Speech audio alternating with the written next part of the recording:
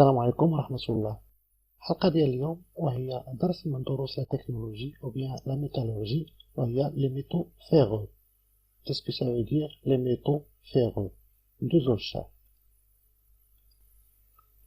Donc les métaux ferreux, comme leur nom l'indique, les métaux ferreux contiennent du fer. يعني أي المواد التي تحتوي على الحديد. C'est ce qu'on appelle les métaux ferreux.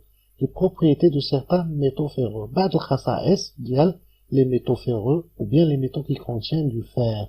Donc les métaux, donc on a le fer doux, donc les propriétés ديالو il est ductible et forgeable. Donc دروسنا لاحقة déjà درنا les propriétés mécaniques ديال les matériaux. Donc on a la fente, les propriétés ديالها il est fluide, facile à couler, acier au carbone, acier faiblement allié, donc il est ductile, résistant. Donc acier allié, propriété dépend de l'élément principal d'alliage. Donc l'élément principal, donc l'élément lesna, donc la propriété de l'acier allié, il y a la propriété de l'élément principal lesna. Acier inoxydable, c'est résistant à la corrosion, donc il résiste ça. Donc application des aciers au carbone selon leur teneur de carbone. Donc elle حساب la teneur au carbone, le pourcentage de carbone qui est l'acier. Donc on a une chaîne, elle est tenace, donc le pourcentage de carbone c'est 0,1, les aciers d'emboutissage, donc revêtement carrosserie, donc 0,2% de carbone, les ouvrages en construction métallique entre 0,2 et 0,3% de carbone, donc les essieux et les axes c'est 0,4% de carbone, les rails, donc c'est 0,5, et puis on a les outils à bois c'est 0,7, donc aiguille à coudre, l'aiguille à coudre, les bravas canchito, donc 0,8% de carbone, les pioches, les haches, c'est 1% de carbone, les scies à bois, c'est la même chose, c'est 1%, donc les limes c'est 1,3%, donc les instruments de chirurgie c'est 1,4%, outils de tournage c'est 1,5%. donc نلاحظوا ان كل ما كبر le pourcentage de carbone في l'acier كل ما كتكون la résistance ou bien la dureté كتكبر. donc le carbone la dureté. Donc les aciers doux. Donc les aciers doux est le métal le plus utilisé dans l'industrie de la transformation des métaux. Elle sert à la fabrication d'une multitude de pièces. L'acier doux, presque 85% de la production de l'acier, c'est-à-dire l'acier doux. Donc, on va le plus utiliser. Donc, les boulons, les écrous, les rondelles, les articles en tôle. Donc, l'acier le plus utilisé. Donc, le pourcentage, c'est 85% de la production de l'acier, l'acier doux. Donc, à cause de leur teneur, à leur faible teneur en carbone, donc la teneur dialo, elle est faible en carbone, donc on ne peut pas faire la trempe. Donc on peut traiter seulement la surface dialo, donc à l'opération ce qu'on appelle la cimentation. C'est pour cette raison qu'on l'appelle acier de cimentation. Donc on a aussi acier semi-dur. Les aciers semi-durs se trempent par traitement thermique. Donc nous pouvons dire la trempe. Donc, ils ont une meilleure résistance à la traction. Ils ont une meilleure résistance à la traction. L'acier semi-dur. Donc, l'utilisation générale d'Yalon, l'estampage des clés, les marteaux, l'utilisation du marteau. Les marteaux, ils sont durs. Tournevis, éléments préfabriqués, ressorts, pièces forgées, etc. Donc, puis on passe aux aciers alliés, les aciers alliés. Donc la trempe d'un métal est souvent exécutée par chauffage puis refroidissement à l'eau. Donc la trempe, c'est l'opération de chauffage qu'on se renoue avec les pièces, le refroidissement à l'eau, avec des pièces minces ou des petites dimensions. Cela ne pose aucun problème. Donc la trempe, quand des pièces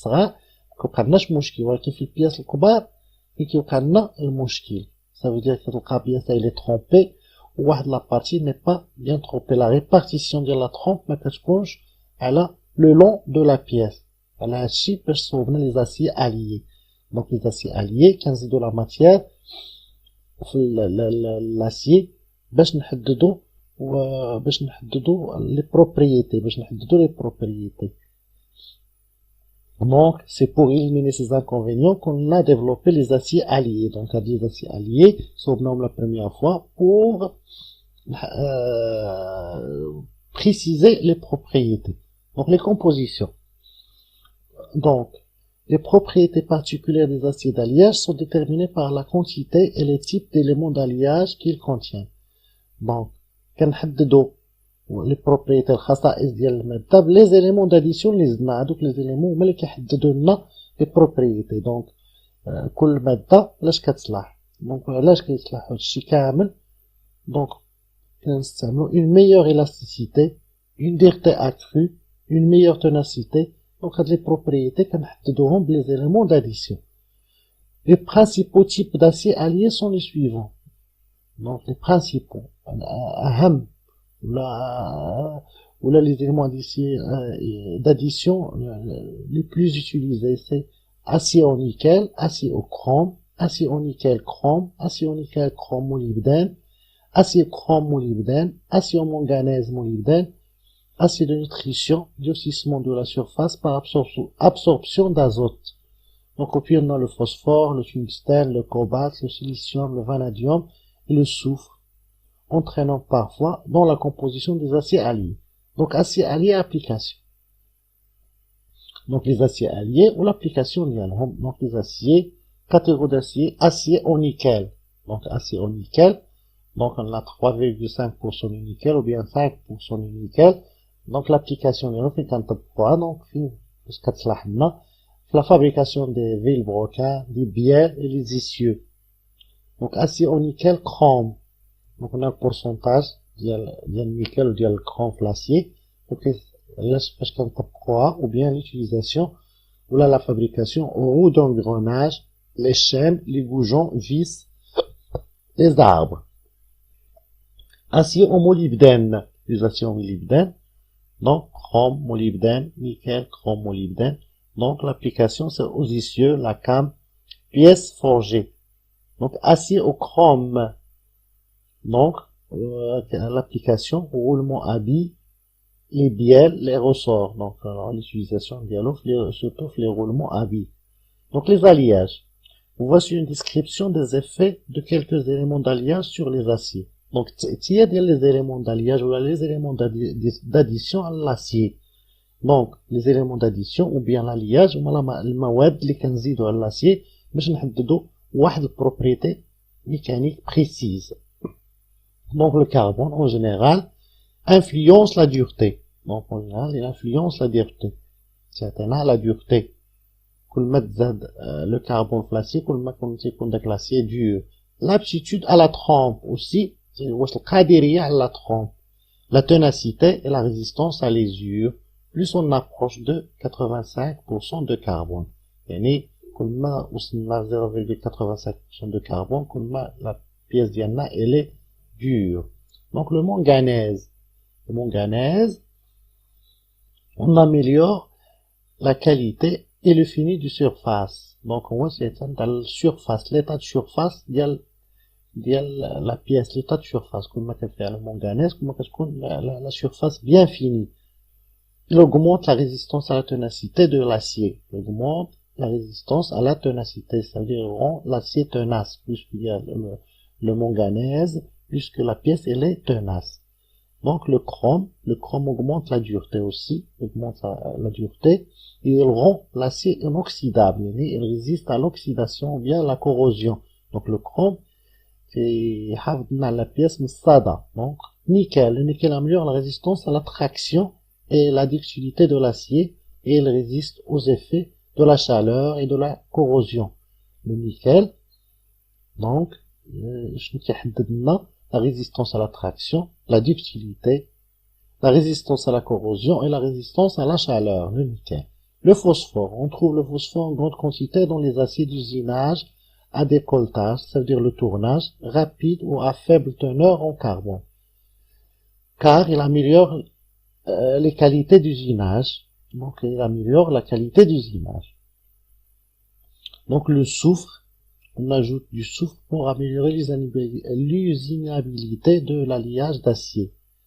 Donc, quand il y a le soufre, mais il est facile à souder. Donc, le soufre, il facilite la tâche de souder. Il facilite la tâche de souder. Le silicium, principale qualité du silicium est de servir des oxydants lors de la fabrication des alliages d'acier. Elle accroît la résistance à la dureté, la résistance à la dureté, mais au moins degré que le manganèse. Silicium, c'est pareil que le manganèse, ولكن au moins degré. Le cuivre.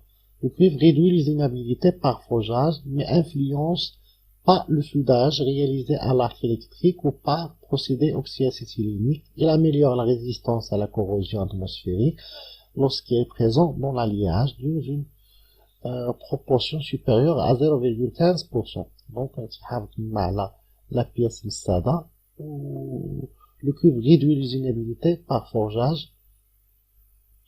On va voir maintenant le plomb. Le plomb améliore l'usinabilité de l'alliage dans lequel on le trouve. Le plomb, améliore, atteint l'usinabilité, ça veut dire la pièce rend usinable. Quantité de plomb. Donc, les éléments utilisés dans la fabrication des aciers. Donc, on a un tableau explicatif. Donc, on a les éléments comme l'aluminium. Donc, symbole chimique, c'est Al. Les effets des capons pour éliminer les impuretés, améliorer la grosseur du grain, limite le grossissement du grain. Donc, l'utilisation, fabrication des aciers. Mais le carbone augmente la dureté. Donc, le chrome augmente la dureté et améliore la résistance à l'usure. Donc, l'utilisation acier inoxydable, outils, tournage, acier de construction. Donc, le tableau est très important. Le chrome, le cobalt, le cuivre, l'étain, manganèse, molybdène, nickel. Donc, on a les éléments d'addition, l'acier. On va voir le deuxième tableau, c'est le phosphore, le plomb, le silicium, le soufre, le titane, tungstène, vanadium.